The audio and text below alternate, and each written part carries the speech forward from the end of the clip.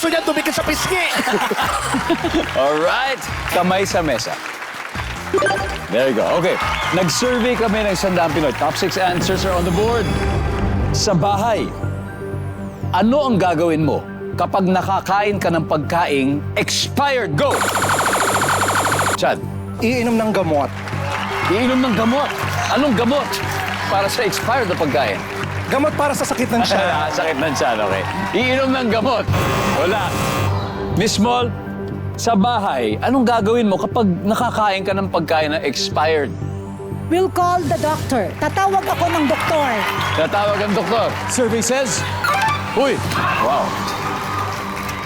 Miss Mol, loud it. Pass or play? Play. Play? Of Okay, course, let's go. play. Here we go. PJ, eto na. So again, sa bahay, anong gagawin mo kapag nakakain ka ng expired na pagkain? Idudumi natin. Idudumi na. Nandyan ba yung idudumi? Oh.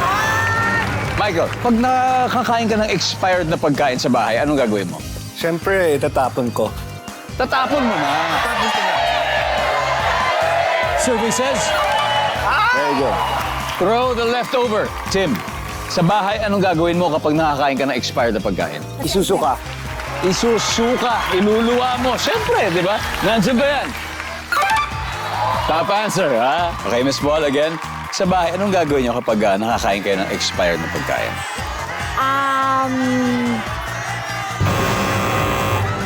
O, Bex Batalyon, yan lang. O, PJ, kunin mo na to.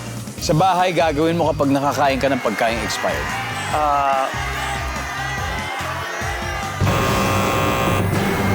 Tingnan natin kung makakastin. Becky Bello, isipin mo sa bahay, anong gagawin mo kapag nakakain ka ng pagkain expired? Kakain ng asukal. Sukal, Lassie? Ako, hihingi ako ng tulong. Kanino? Sa asukal. Ha? Sa family. MC? Iinom ng gatas. Gatas. Ito, sukal, ito, gatas.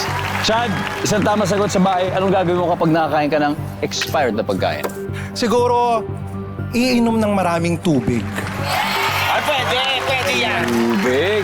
Para i-flush siguro, di ba? Kung ano mang merong toxins yan. Nandiyan ba ang tubig? Go! Ha?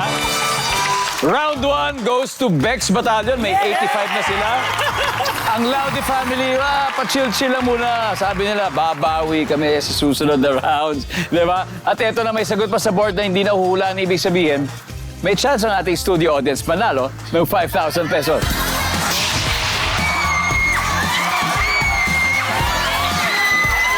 Okay. Hi. Hello. Hello Coleo po. de San Gabriel. Yes po. Arcangel. What's your name? I'm Sophia Jade Musni po. Hi, Sophia. What course are you in? I'm studying Bachelor of Science in Information Technology.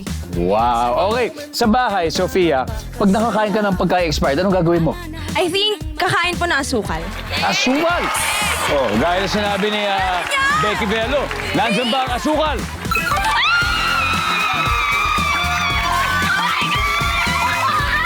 Congratulations. Yeah, okay.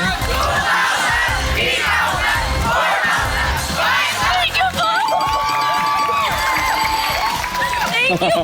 Thank you. All right, may isa pa sa board. Let's see, guys. Number 5. Wala. Wala. Wala kang gagawin. Narunong